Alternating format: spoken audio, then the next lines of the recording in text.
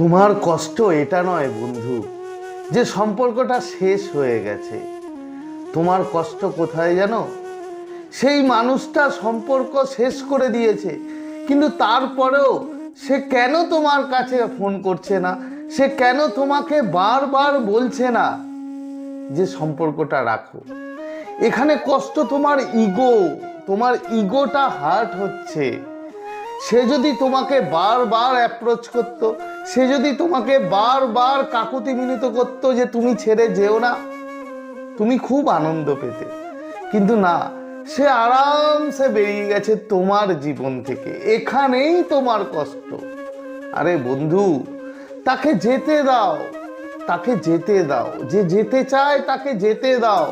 তার কারণ তুমি যতটাই ইগোটাকে বাড়াবে যে সে আসবে, সে আমাকে ফোন করবে, সে আমাকে বারবার কাকুতি মিনতি করবে যে আমার সাথে সম্পর্কটা রাখো, তুমি কিন্তু ততটাই কষ্ট পাবে।